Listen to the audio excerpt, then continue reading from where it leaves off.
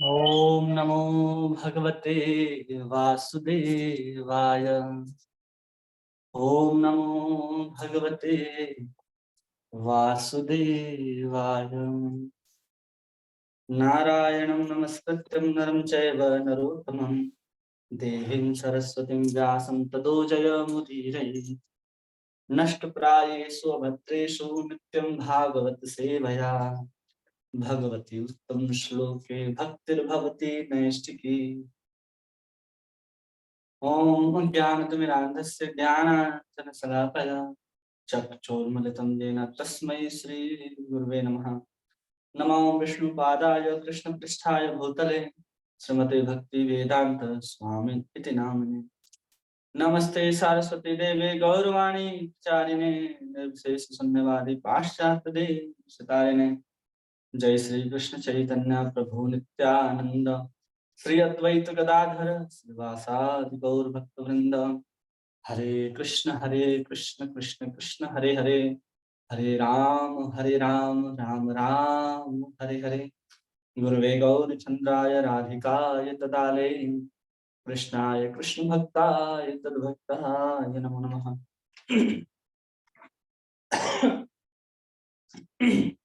आप सभी भक्तों का इस भागवत संग में स्वागत है। हम लोग श्रीमद् भागवतम के प्रथम स्कंद के छठे स्कंद का शुभारंभ करने जा रहे हैं, छठे अध्याय का शुभारंभ करने जा रहे हैं, जिसमें नारद मुनि और वेद व्यास जी का ही संवाद है, जिसको हम लोगों ने पिछले अध्याय में समझा था। उन्हीं उपदेशों को विस्तार से यहाँ पर बताने के लिए वेद व्यास मुनि जी नारद जी से प्रार्थना करते हैं।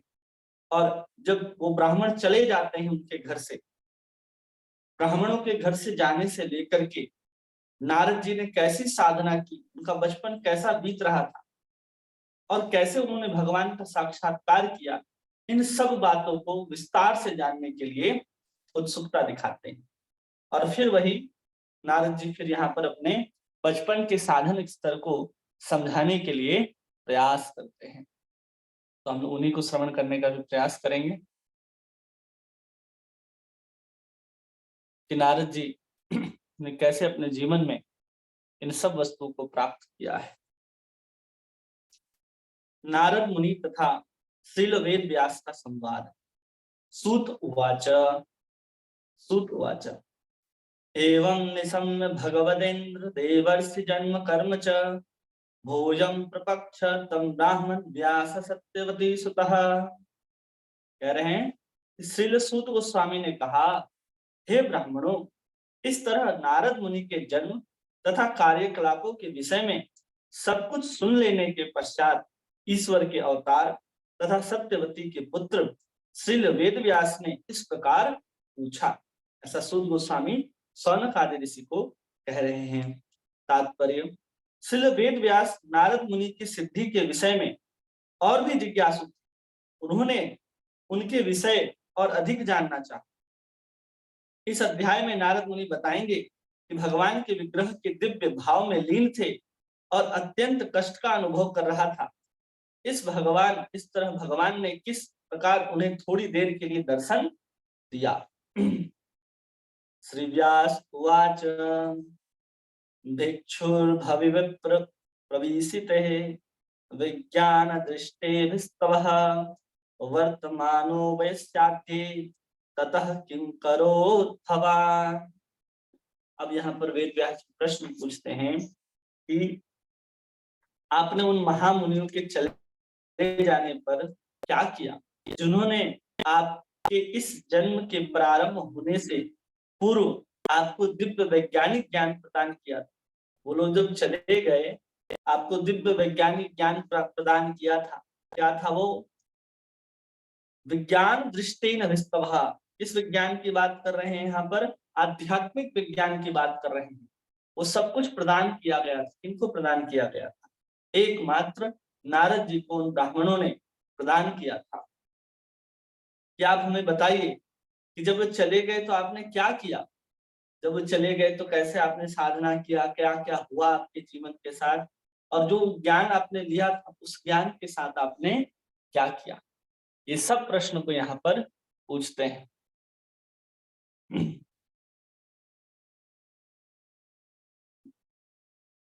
तात्पर्य, श्रील वेद व्यास स्वयं नारद मुनि के शिष्य थे। अतएव गुरु से दीक्षित होने के पश्चात नारद मुनि ने जो कुछ किया उसे सुनने की उत्कंठा स्वाभाविक थी। वे नारद मुनि की इस तरह सिद्ध अवस्था प्राप्त करने हेतु उनके चरण चिन्हों का अनुसरण करना चाह रहे थे। आध्यात्मिक गुरु के से पूछने की आकांक्षा प्रगति पथ पर बढ़ने हेतु आवश्यक है। इस विधि का शास्त्रीय नाम सद्धर्म परीक्षा है। इसी से अगर हम पूछते हैं, अपने गुरु से पूछते हैं कि बताइए कैसे साधन किया, क्या क्या हुआ, कैसे उस अवस्था को हम प्राप्त करते हैं, तो इसको कहते हैं सद्धर्म परीक्षा। कि हम उस धर्म के बारे में हम किसी से प्रश्न पूछते हैं, अपने गुरुजन से पूछते हैं, अन्य किसी से पूछते हैं। इसको यहाँ पर कहा जा रहा है सद्धर्म परीक्षा। और इसको कहा जा रहा है कोई भी अगर आध्यात्मिक प्रगति पर बढ़ना चाहता है तो अपने सदगुरु से उनको क्या करना पड़ेगा कि प्रश्न पूछना पड़ेगा। कई बार क्या होते हैं, लोग केवल गुरु के पास जाते हैं, शरणागत होते हैं, दीक्षा ग्रहण करते हैं, फिर अपने घर लौट आते हैं। फिर गुरु से कब मिलेंगे, अगली बार जब व्यास पूजा आएगा तब मिलेंगे। लेकिन उसके बीच में अगर आपकी कोई समस्याएं होती हैं तो आप उनसे प्रश्न नहीं पूछ पाते या पूछते ही नहीं है। हमारे अंदर ऐसा हिम्मत भी नहीं होता है या फिर कोई प्रश्न ही नहीं आते। अगर हमारे जीवन में वो प्रश्न आएंगे और हम प्रश्न जब पूछेंगे अपने सदगुरु भगवान से, तब जाकर के कह सकते हैं कि हम आध्यात्मिक पथ पर धीरे धीरे प्रगति कर रहे हैं। बहुत सारे प्रश्न होंगे, उस प्रश्न को हम लोग लेकर के ऐसे संकुचित बैठे रहेंगे कि कभी ना कभी पढ़ेंगे, कहीं सुनेंगे तो हमें उसका प्रश्न का उत्तर मिल जाएगा। अगर गुरु हैं तो हमें तुरंत उनसे प्रश्न पूछ करके अपने समस्याओं का समाधान कर लेना चाहिए। ये यहाँ पर तात्पर्य में प्रभुपाद समझाते हैं और आगे पूछते हैं, स्वयं भुवः कया वृत्तयः वर्तितं ते वरं वयः कथं चेद मुस्त्राक्षि काले प्राप्ते कलेवरम। कह रहे हैं कि दीक्षा काले प्राप्ति कलेवरम, हे ब्रह्मा के पुत्र, आपने दीक्षा लेने के बाद किस प्रकार जीवन बिताया और यथा समय आपने पुराने शरीर को त्याग कर आपने यह शरीर कैसे प्राप्त किया। दीक्षा के बाद लोगों का जो जीवन शैली होती है, जो जीवनचर्या होता है, बिल्कुल बदल जाता है। वो ईस्ट जा रहा होता है, पूरा पूरब से लेकर के पश्चिम हो जाता है, तुरंत 360 राउंड में घूम जाता है दीक्षा के बाद। अगर किसी का जीवन दीक्षा के बाद इस तरह से टर्न नहीं लेता है, इस तरह से उसके जीवन में बदलाव नहीं आते हैं, तो समझना है कि उसके जीवन में दीक्षा आया ही नहीं। उसने अभी तक दीक्षा स्वीकार ही नहीं किया जिस माध्यम से दीक्षा स्वीकार करनी चाहिए। जैसी शरणागति होनी चाहिए थी वैसा शरणागति किया ही नहीं। पहले जैसे हम आध्यात्मिक जीवन को जी रहे थे और दीक्षा के बाद भी हम वैसे ही भौतिकता में लगे हुए हैं और उसमें कोई आध्यात्मिक परिवर्तन नहीं आया है, तो दीक्षा का कोई लाभ नहीं है। दीक्षा का अर्थ होता है कि आप दिव्य ज्ञान के ऊपर अवस्थित हो गए। अब दिव्य ज्ञान के ऊपर अवस्थित हो गए तो हमें उस दिव्य ज्ञान के आधार पर ही अपने जीवन को क्या करना है, चलाना है। न कि वापस वैसे ही दीक्षा के पहले जैसे हमारा भौतिक जीवन चल रहा था और दीक्षा के बाद भी हम अपने भौतिक जीवन को वैसे ही चलाते रहते हैं।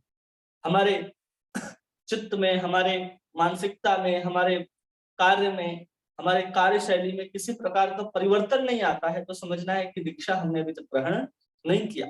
जो दीक्षा के पूर्व हम लोग कर रहे थे, जैसा भौतिकता में लिप्त थे जो हम लोग करते थे, वही दीक्षा के बाद चल रहा है या कहीं ना कहीं कोई मानसिक परिवर्तन, कोई चेतना में बदलाव, भगवान के प्रति लगाव, ये परिवर्तन अगर आया है तो समझना चाहिए कि हमने दीक्षा ग्रहण की है, वास्तव में हमने दीक्षा ग्रहण की।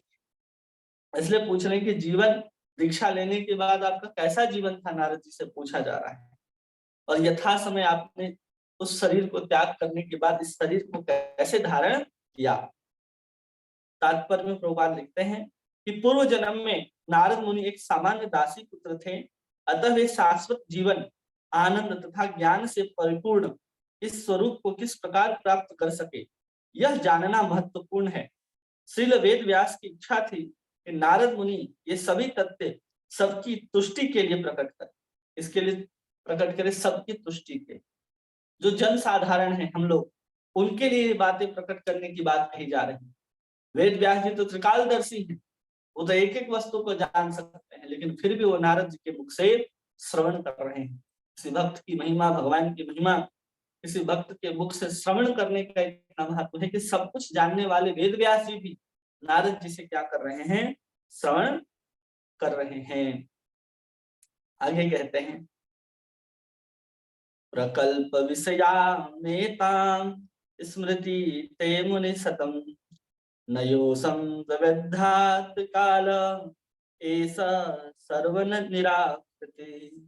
हे महामुनि, समय आने पर काल हर वस्तु का संहार कर देता है, अतः यह कैसे संभव हुआ कि यह विषय जो ब्रह्मा के इस दिन के पूर्व घटित हो चुका है, अब भी आपकी स्मृति काल द्वारा अप्रभावित जैसे का तैसा बना हुआ है। क्या कह रहे हैं, अप्रकल्प विषय मेताम स्मृति न मुनिस्तम, कि ये जो हुआ था ये घटना, ये ब्रह्मा जी के इस दिन में नहीं हुआ था, मतलब आज से लगभग 1000 कल्प वर्ष पूर्व हुआ था। 1000 कल्प मतलब 1000 युग पहले, मतलब एक कल्प में 1000 चतुर्युग होते हैं। तो ब्रह्मा जी का जो आज का दिन चल रहा है उस दिन की बात ही नहीं हो रही, ब्रह्मा जी के पिछले दिन की बात हो रही है, जिसमें लगभग 1000 चतुर्युग बीत जाते हैं। उसके बाद भी नारद जी को कहा जा रहा है स्मृतिम ते मुनि सतम, उसके बाद भी आपको एक एक चीज जैसा का तैसा याद रहा, ये कैसे संभव है। न यो संयाद काल है ऐसा सर्व निराकृति, वो काल तो सब कुछ हर लेता है, लेकिन उसके बाद भी आपके स्मृति पटल पर वो कैसे अंकित रही कि उससे आप अप्रभावित रहे और सब कुछ याद है। ऐसे भी प्रश्न है कि आपको याद कैसे रहा। तात्पर्य है, जिस प्रकार भौतिक शरीर का विनाश के पश्चात भी आत्मा नष्ट नहीं होती, उसी प्रकार आध्यात्मिक चेतना भी नष्ट नहीं होती।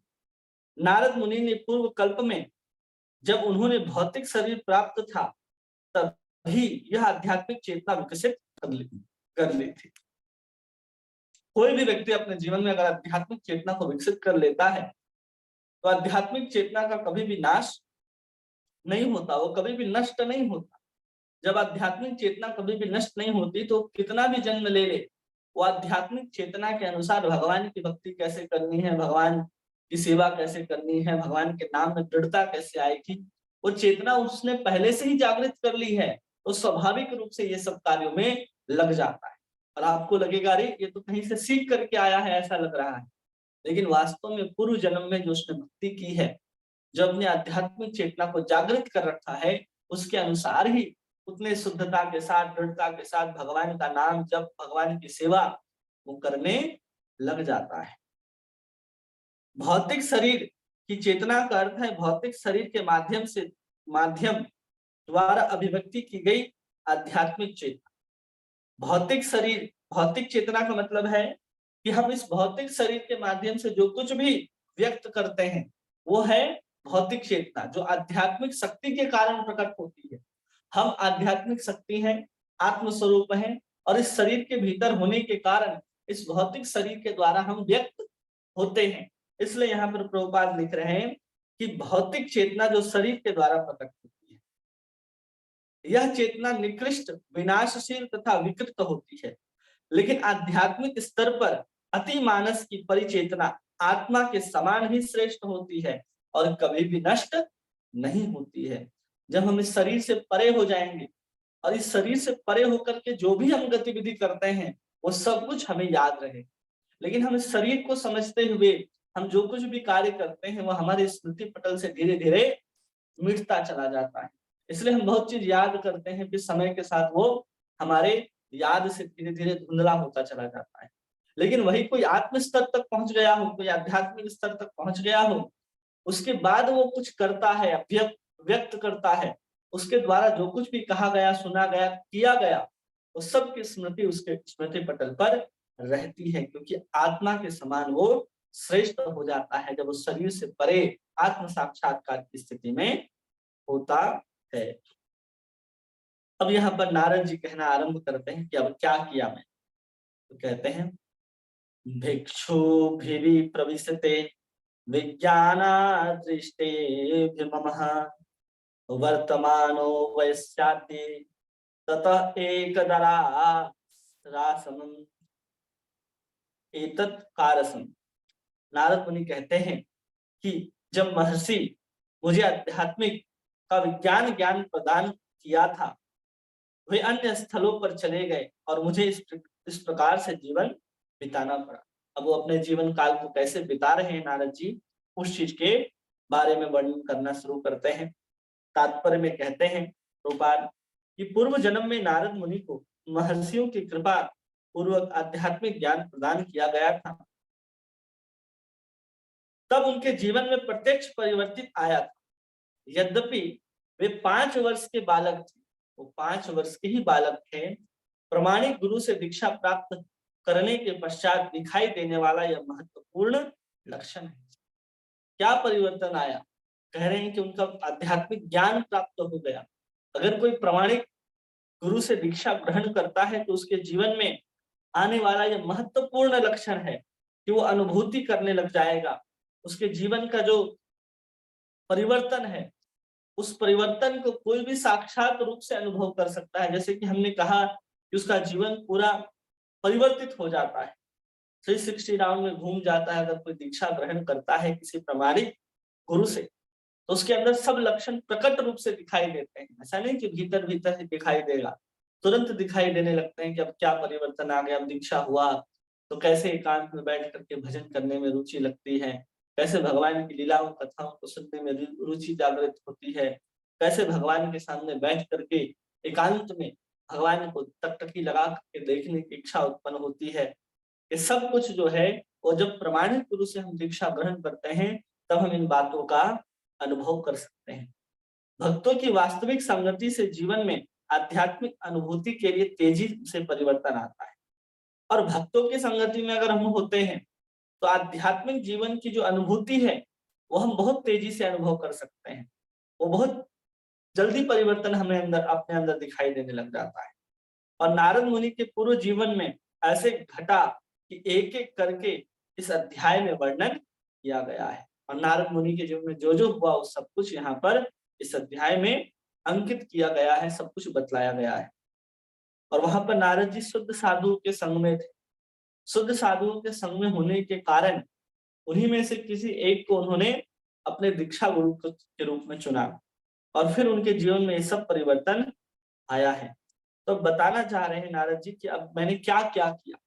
तो सबसे पहले अपने बारे में बताते हैं कि मैं कौन था। कह रहे नारद जी, एकात्मजा जे जननी ये से मूढ़ा चकिंकरी मयात्म तेजे अनन्यगत चक्रे स्नेहानुबंधन। मैं अपनी माता का इकलौता पुत्र था। वह न केवल भोली भाली स्त्री थी अपितु दासी भी थी। चूंकि मैं उसका एकमात्र संतान था, अतः उसकी रक्षा का कोई अन्य साधन न था। अतएव उसने मुझे अपने स्नेह पास में बांध रखा। अपने माँ के बारे में बता रहे हैं कि मैं अपने माता का एक इकलौता संतान होने के कारण वो हमें स्नेह पास में बांध करके रखी थी। मैं कहीं अन्यत्र जा नहीं सकता था।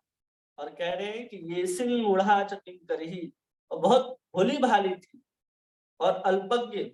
मूढ़ा मतलब अल्पज्ञ यहाँ पर कहा जा रहा है कि बहुत कम समझती थी बातों। सेवा तो करती थी लेकिन सेवा करने के बाद वो क्या करती थी, वो जो कुछ बताते थे समझाते थे उसको श्रवण करती थी। श्रवण करने के कारण ही मेरे अंदर परिवर्तन आया और हमारी माँ जो थी हमेशा उसी कार्य में लगी रही। जैसे कोई दासी जो होती है वो किसी के कार्य में लगी रहती है। और मैं एकमात्र सहारा होने के कारण मैं उसे छोड़ करके अन्यत्र कहीं जा नहीं सकता था। अतः उसने मुझे स्नेह पास में बांध रखा था। नारद जी समझा रहे हैं ऐसे। आगे कहते हैं, शाश्वत शाश्वत तंत्र न कल्प साध्य योग क्षेम ममेक्षति वसे लोक ये दारु था। वह मेरा लालन पालन अच्छी प्रकार से करना चाहती थी, लेकिन पराश्रित होने के कारण वो मेरे लिए कुछ नहीं कर पाती। पराश्रित होने के कारण कोई दास दासी होती है तो किसी अपने मालिक के ऊपर ही आश्रित होती है कि वहां पर से जो कुछ भी धन लक्ष्मी और अन्न आदि प्राप्त होंगे उसी के द्वारा हम अपना लालन पालन भी करेंगे, अपने परिवार का भी, अपने पुत्र जनों का लालन पालन करेंगे। ऐसे आश्रित होते हैं। तो यहाँ नारद जी बता रहे हैं कि वो मेरा लालन पालन बहुत श्रेष्ठता के साथ अच्छी तरह से करना चाहती थी, लेकिन वो क्या है कि वो किसी के सद्यो क्षेमम ममिच्छति, वो किसी के ऊपर आश्रित होने के कारण मेरा इस तरह से लालन पालन नहीं कर पाती थी। यह संसार परमेश्वर के पूर्ण नियंत्रण में है, ईशस्य ही वशे लोका।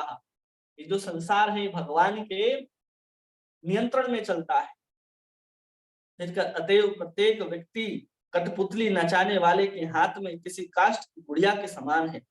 ये शाम दारूमयी यथा, जैसे कठपुतली नचाते हैं ना, आप देखें मेले में जाएंगे तो आप कठपुतली के नाच को कभी देखे होंगे, इसका धागा जो सूत्र होता है वो किसी और के हाथ में होता है। उसे एक नाना पाटेकर की एक फिल्म है नट सम्राट, उसमें शेक्सपियर का पूरा डायलॉग बोलता है नाना पाटेकर। अगर आप कभी सुनेंगे तो आपको इस चीज को पता चलेगा, जो बात यहाँ पर कही जा रही है उस चीज को ही शेक्सपियर उस फिल्म में उतारा गया है, जिसको मराठी में वहां पर बोलता है,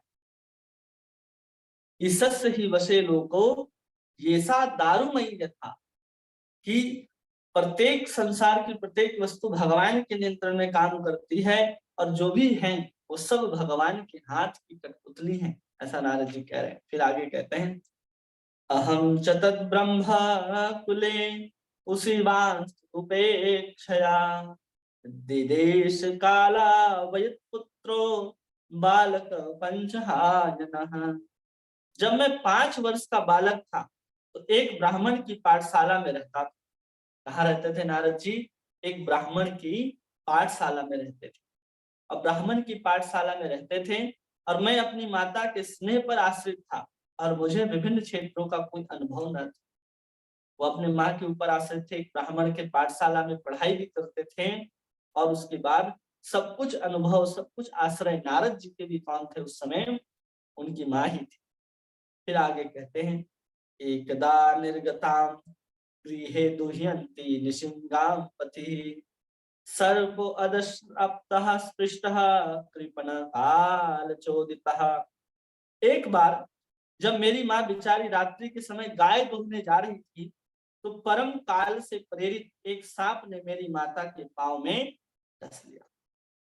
अब नारद जी कह रहे कि मैं उनके ऊपर आश्रित था और किसी कारण से वो रात्रि को जा रही थी गाय का दोहन करने, और गाय के दुहने के पश्चात काल की प्रेरणा से नारद जी क्या करे, काल की प्रेरणा से किसी सांप ने उनको डस लिया। तात्पर्य में वो बात करें, एक सत्यनिष्ठ आत्मा को ईश्वर के पास खींच लाने की यह विधि है। एक सत्यनिष्ठ आत्मा को ईश्वर के पास खींच लाने की एक विधि है। बेचारा बालक केवल अपनी स्नेहमयी माता की देखभाल में रह रहा था तो भी उसकी माता की परम इच्छा के फलस्वरूप इस संसार से उठा लिया। इसके फलस्वरूप उठा लिया गया, उस परम इच्छा के फलस्वरूप उनकी माता को उठा लिया गया, जिससे कि बालक पूर्ण रूप से भगवान की कृपा पर आसक्त हो जाए। क्योंकि सत्यनिष्ठ होने के कारण, दीक्षा ग्रहण करने के कारण नारद मुनि के अंदर इच्छा थी कि हम पूर्ण रूप से भगवान के शरणागत हो जाएं, लेकिन अपने माता को छोड़ नहीं सकते थे, कहीं जा नहीं सकते थे। तो उनकी परम इच्छा के कारण ही उनकी माता को इस संसार से उठा लिया गया। प्रभुपाद ऐसे समझाते हैं। इसलिए अगर कोई भक्त को भक्ति करने से कोई बंधन आता है तो उस बंधन को भगवान किसी भी प्रकार से विच्छेद कर सकते। अगर वो शुद्ध भक्त है और शुद्ध भक्ति कर रहा है तो उसके तमाम बंधन जो है वो धीरे धीरे छूटते चले जाते हैं। इसलिए भक्त हमेशा परम स्वतंत्र होता है, वो कभी किसी के ऊपर आश्रित नहीं होता है। अगर वो शुद्ध भक्ति कर रहा है तो उसको किसी के ऊपर आश्रित होने की आवश्यकता नहीं है। तो एक शेर है ना कि फकीरी में भी मुझसे मांगा नहीं जाता, अब तेरा होकर के मुझसे कहीं हाथ फैलाया नहीं जाता।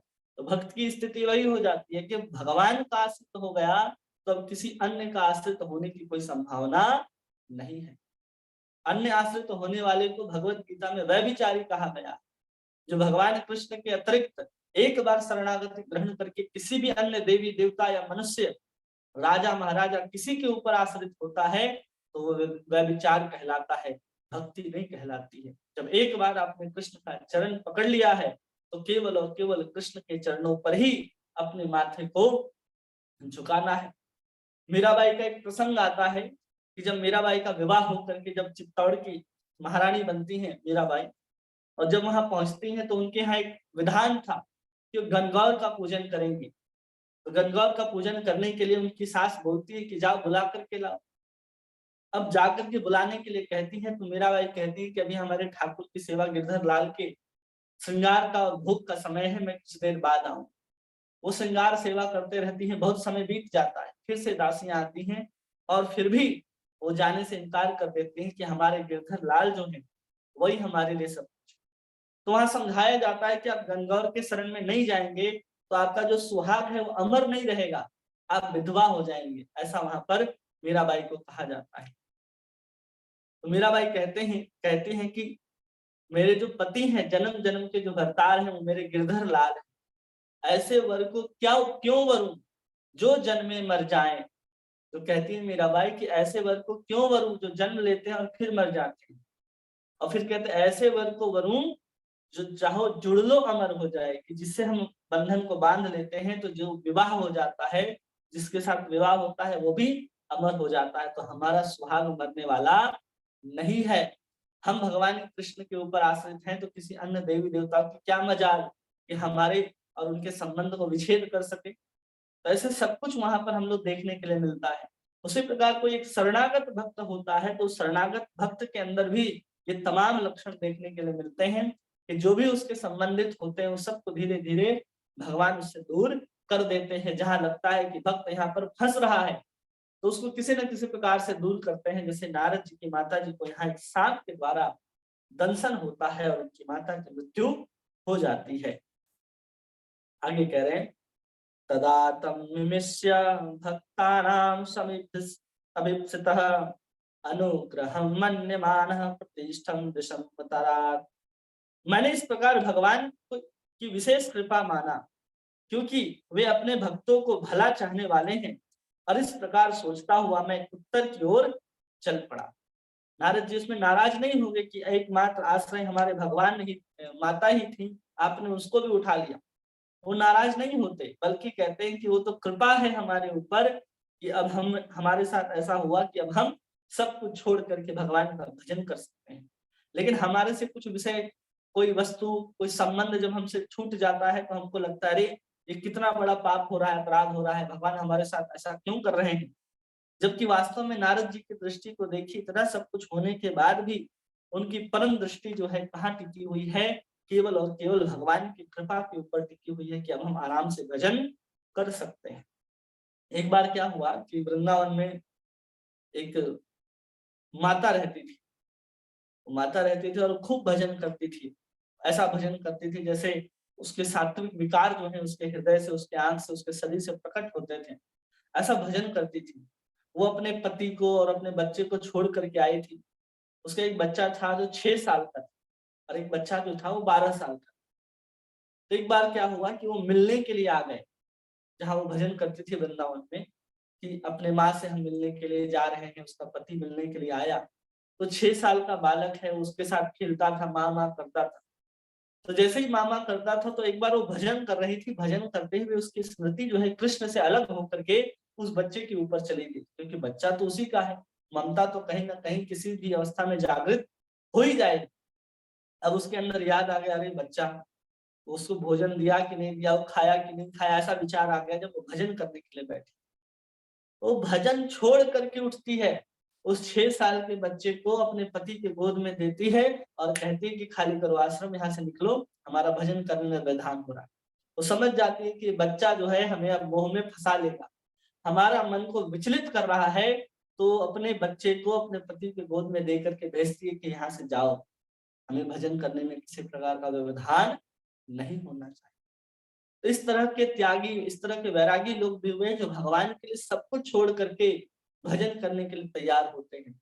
और हम क्या करते हैं, भजन करते समय तमाम तरह के विषयों का चिंतन करते हैं, जबकि भजन करते समय एकमात्र चिंतन कृष्ण का होना चाहिए। और जिन जिन चीजों का आप विषयों के रूप में चिंतन करते हैं, जब तक वो चीज आपसे छूट नहीं जाती, या भगवान आपसे छीन नहीं लेते तब तक आपका जो मन है उसके ऊपर जाता ही रहेगा। इसलिए प्रयास पूर्वक उन विषयों के चिंतन से, उन चीजों का जो चिंतन आप भजन करते हुए करते हैं, या फिर जिस चीजों से आपके भजन में व्यवधान होता है, या जो लोग आपके भजन में विक्षेप करते हैं, उनसे दूरी बना लीजिए। नहीं बनाते तो भगवान आपसे उसकी दूरी बना देंगे किसी न किसी कारण से। जरूरी नहीं है कि हर व्यक्ति की मृत्यु ही होगी और ऊपर ही जाएगा। लड़ाई होते हैं, झगड़े होते हैं, मनमुटाव होता है, जिससे वो दूर हो जाता है। तो इस तरह के बहुत सारे संभावनाएं बनती हैं अगर कोई व्यक्ति भक्ति करना चाहता है। लेकिन हमारे साथ वैसा होगा तो हम रोने लग जाएंगे कि क्या हो गया, क्यों हो गया, ये सब कारण बने। लेकिन यहाँ नारद जी क्या कह रहे हैं कि हमने विशेष कृपा का अनुभव किया, भगवान ने मेरे ऊपर विशेष प्रकार की कृपा की है, तब जाकर के हम भगवान की शुद्ध रूप से भक्ति करने के लिए उत्तर की दिशा में चल पड़ते हैं। इसी को तात्पर्य में कहते हैं यहाँ पर, अतरंग भक्त हर कदम पर भगवान की वरदायक मार्गदर्शक को देखता है। जो अतरंग भक्त होता है वो हमेशा भगवान के मार्गदर्शन को ही सोचता है। वो ये नहीं सोचता कि हमारे साथ इतना बुरा क्यों हो रहा है, ऐसा नहीं होना चाहिए, कहीं ना कहीं अच्छा ही होता है। जो भक्त होते हैं ना, जिनके अंदर भक्त की कुछ विशेष लक्षण होते हैं, जिनके ऊपर भगवान की कृपा होती है, उसके जीवन में बहुत उथल पुथल आते हैं, और फिर वो अंत में भक्ति को स्वीकार करता है कि आराम से भगवान का भजन करता है। उसके चारों तरफ उसी प्रकार के लोग आने लग जाते हैं भगवान की कृपा से, जो उसको भगवान की भक्ति में और आगे बढ़ाएं। जो लोग भगवान की भक्ति से उसको दूर करते हैं, वैसे गतिविधि, वैसे लोग उससे धीरे धीरे छूटते चले जाते हैं। वो भक्त अपने पूर्व जीवन में देखेगा, अरे हमारा जीवन तो कैसा था और आज कैसा है। इस सब में केवल भगवान की कृपा की ही एकमात्र अनुभूति उस भक्त को होती है। इस लौकिक दृष्टि से विषम या कठिन क्षण समझा जाता है। अगर लौकिक दृष्टि से देखे तो ये क्या है, बहुत विषम परिस्थिति है, बहुत दुख वाली परिस्थिति है। ये 5 साल के बालक है नारद जी, अब किधर जाएंगे, उनका कौन सहारा बनेगा। इस तरह का विचार आपके मन में और हमारे मन में आएगा कि हम कहाँ जाएंगे। लेकिन नारद मुनि जी 5 साल के होने के बाद भी उस दासी के पुत्र में ऐसा कभी नहीं सोच रहे कि अब हमारा क्या होगा। उसे भगवान की विशेष कृपा के रूप में स्वीकार किया जाता है। वहां पर नारद जी विशेष कृपा के रूप में स्वीकार कर रहे हैं। लौकिक समृद्धि एक प्रकार का भौतिक ज्वर है। भौतिक समृद्धि जो है, लौकिक समृद्धि एक प्रकार का ज्वर है। ज्वर मतलब बुखार है। ये हमारे पास तो इतनी समृद्धि है, ये है वो है, उसको यहाँ प्रभुपाद कहते हैं एक तरह का वो बुखार है भौतिक समृद्धि। किंतु भगवान के अनुग्रह से इस ज्वर का तापमान धीरे धीरे गिरता है, और भगवान की कृपा से इसका जो तापमान है वो धीरे धीरे गिरता है। जो लौकिक समृद्धि है वो धीरे धीरे कम होने लगती है। या फिर जैसे बड़े बड़े राजा महाराजा, जैसे राजा परीक्षित सब कुछ छोड़ करके आकर के बैठते हैं कहाँ पर, गंगा के किनारे। तो वैसे ही जो भौतिक ज्वर है आपको जानबूझ करके छोड़ना पड़ेगा, या तो छुड़ा लिया जाए। बार बार छुड़ा करके हर बार मृत्यु क्या करती है, आपके प्राण को भी, आपके धन संपत्ति सबको हर लेती है काल के रूप में, मृत्यु के रूप में। फिर भी हमारे दिमाग में, हमारे मन में विचार नहीं आता कि प्रकृति मृत्यु हमसे पहले उस चीज को छीने, उसके पहले हमें उसका त्याग कर देना है। उसके प्रति आसक्ति नहीं रखनी है। सब वस्तु हमारे घर में हो लेकिन किसी के प्रति आसक्ति ना हो, सबके ऊपर हमारा उदासीन रूप से हम व्यवहार करें, इस तरह के हमारे बारे में होना चाहिए। फिर आगे कहते हैं कि धीरे धीरे गिरता है और पग पग आध्यात्मिक स्वस्थ लाभ होता रहता है, और संसारी मनुष्य इसका गलत अर्थ लगाते हैं। और आध्यात्मिक दृष्टि से देखा जाए तो ये सब क्या होते हैं, आपके ज्वर को कम करने के लिए होते हैं। जैसे बीमारी व्यक्ति होता है ना, बुखार, तो थर्मोमीटर में देखते हैं 102 103 ऐसे बुखार होता है, और जैसे जैसे दवा लेते जाते हैं थर्मामीटर में उसका तापमान कम होते हुए 98 99 डिग्री में आ जाता है, तो हम लोग कहते हैं हाँ अब स्वस्थ हो गया है। उसी प्रकार हर व्यक्ति का एक सीमा होता है। अगर इतने भौतिकता में, लौकिकता में अगर फंसा हुआ है तो बीमार है, वो भौतिक कार्य, भौतिक विषयों में लगा है तो बीमार है।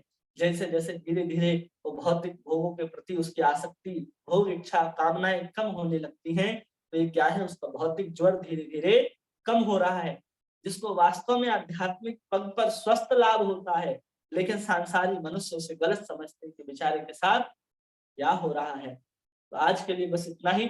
इन्हीं का कोई प्रश्न है तो पूछिए।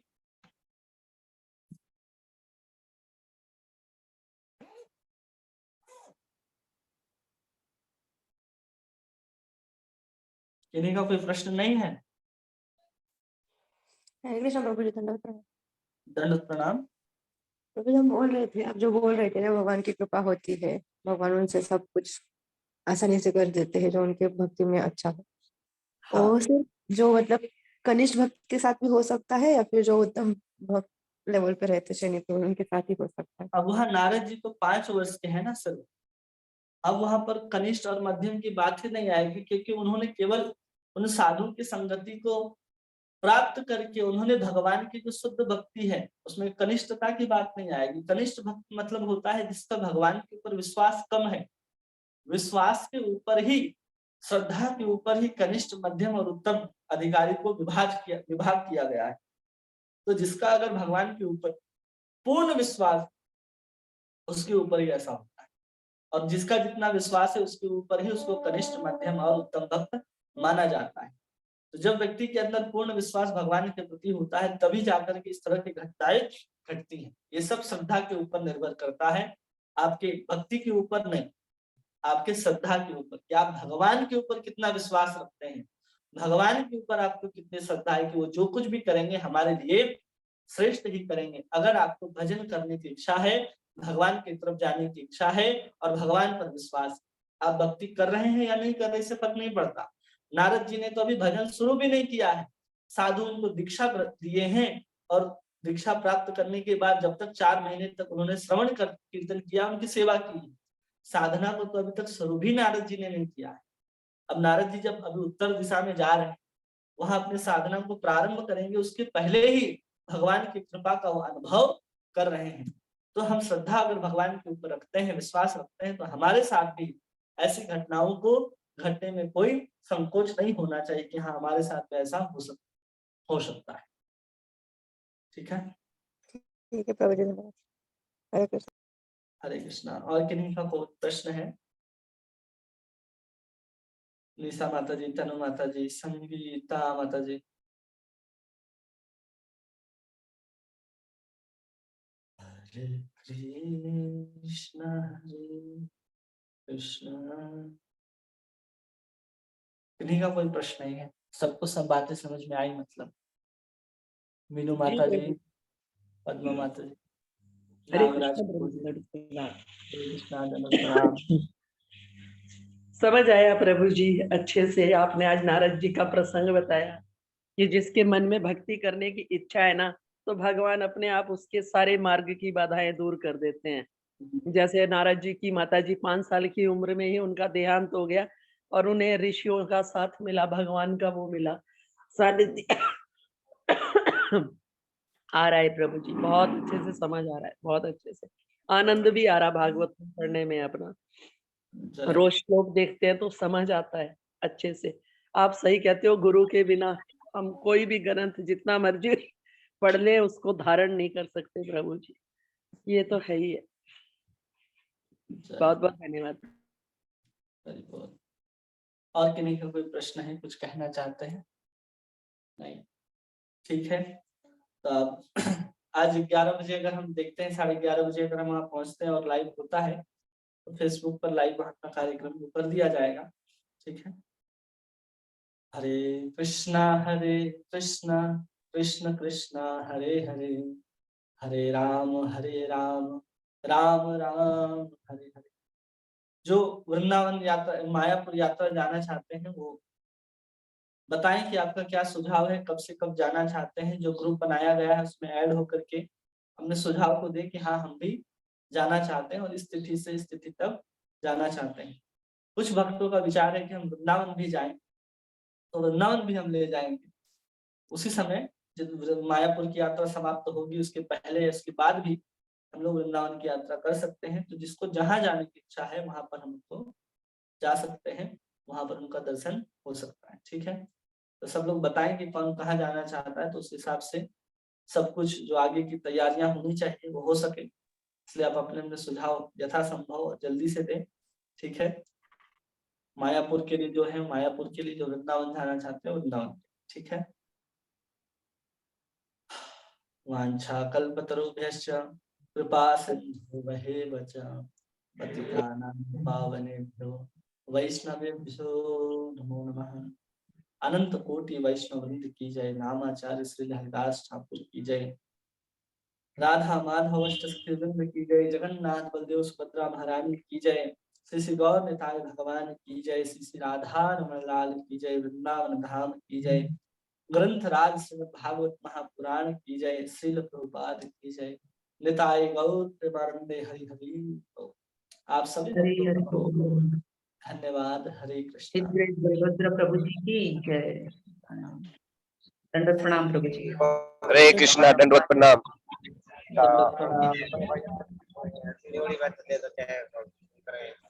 हरे कृष्ण हरे